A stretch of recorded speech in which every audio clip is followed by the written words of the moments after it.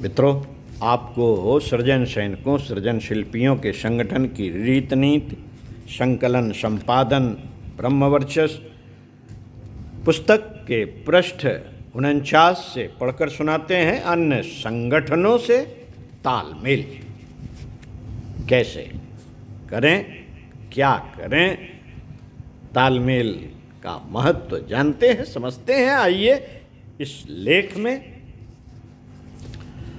युग ऋषि का मिशन महान है। युग ऋषि का मिशन महान है। युग निर्माण जैसे महान लक्ष्य की पूर्ति किसी एक अकेले संगठन के द्वारा संभव नहीं है। परम पूज्य गुरुदेव ने युग निर्माण परिवार या गायत्री परिवार नामक संगठन युग निर्माण के ऋषि संकल्प में अधिकाधिक संस्कारवानों की भागीदारी बढ़ाने के लिए ही किया है। अस्तु अपने संगठन के विस्तार के प्रयास के साथ ही नव सृजन की दिशा में निष्ठापूर्वक कार्य कर रहे अन्य संगठनों के साथ भी समन्वय सहयोग स्थापित करना जरूरी है। साथियों, पूज्य गुरुदेव सूक्ष्मीकरण साधना के बाद यह कहने लगे थे कि सन 2000 के बाद युग निर्माण का प्रवाह जगह जगह से फूट फूट कर उमड़ेगा। ऐसा भाव स्पष्ट दिखाई देने लगा है। आदर्श व्यवस्था के लिए व्यवस्थापकों के जीवन में आध्यात्मिक सूत्रों का, जीवन मूल्यों का होना जरूरी समझा जाने लगा है। आदर्श समाज व्यवस्था के लिए पारिवारिक संवेदना युक्त रीति नीति को विज्ञजनों में भी मान्यता दी जा चुकी है।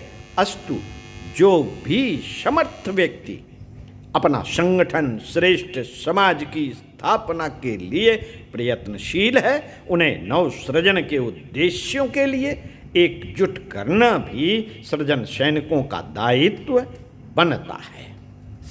युग ऋषि ने युग शक्ति के प्रतीकात्मक रूप में लाल मशाल को स्थापित किया है। इसकी व्याख्या सहित चित्र विभिन्न आकारों में प्रकाशित किए जा चुके हैं। जन समूह में हर वर्ग में अच्छे विचार और अच्छी चाह वाले कर्मठ नर नारी हैं। इनकी संयुक्त शक्ति का प्रतीक समूह के बीच में उभरा हाथ है। हाथ की मशाल अज्ञान, अभाव, अशक्ति को दूर हटाकर विवेक, समृद्धि एवं सदशक्ति साधना समाज की स्थापना के लिए सृजनात्मक संकल्प की प्रतीक है। ज्वाला सृजन की ऊर्जा है जो मनुष्यों के पुरुषार्थ एवं युग शक्ति के संयोग से उभरती है। उसका आभा मंडल ईश्वरीय सत्ता की समर्थ का बोध कराता है। हमें स्वयं समझना चाहिए। साथियों, हमें स्वयं समझना चाहिए तथा अन्य समझदारों को समझाना चाहिए कि युग शक्ति का, युग दुर्गा का युगीन स्वरूप यही है जिसे जगह जगह उभरना और सक्रिय होना है। इस महान तत्व का सतत स्मरण दिलाते रहने के लिए जगह जगह लाल मशाल के व्याख्यात्मक चित्र स्थापित कराने का क्रम भी बहुत हितप्रद होगा। इसके लिए संकल्प युक्त प्रयास किए जाने चाहिए। इसी के साथ श्रेष्ठ व्यक्तियों, संगठनों के संयोग से जगह जगह युग शक्ति की जीवंत इकाइयाँ विकसित करने में अपनी भूमिका निभानी चाहिए। पूज्य गुरुदेव ने इसके लिए स्पष्ट निर्देश देते हुए समय समय पर अपने विचार कुछ इस प्रकार व्यक्त किए हैं। आइए सुनते हैं। हम अपना मंच तो हर किसी को नहीं दे सकते, किंतु सत्कार्यरत किसी भी संगठन या व्यक्ति को अपने कार्यक्रमों और सहयोग का लाभ अवश्य दे सकते हैं।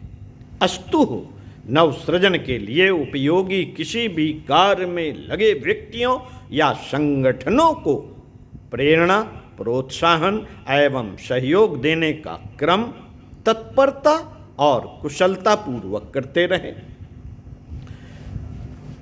उनके कार्यों एवं रीत नीति का अध्ययन करें।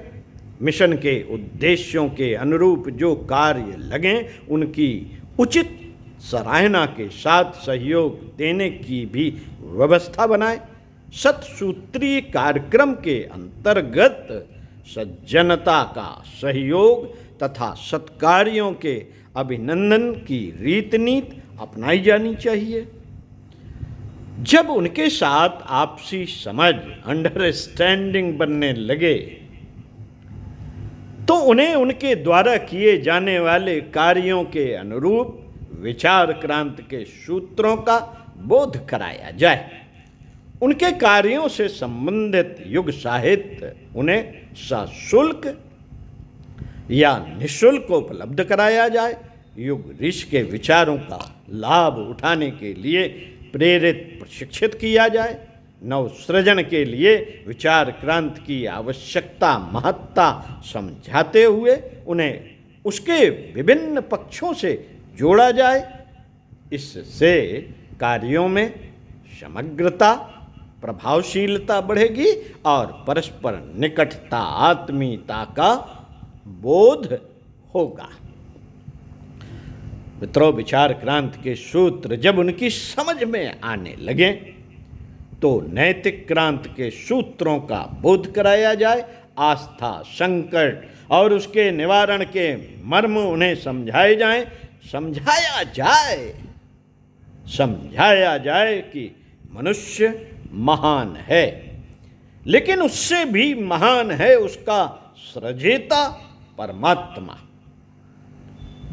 श्रेष्ठतम आदर्शों का समुच्चय ही परमात्मा का वह स्वरूप है जिसको सहज लक्ष्य करके मनुष्य आगे बढ़ सकता है।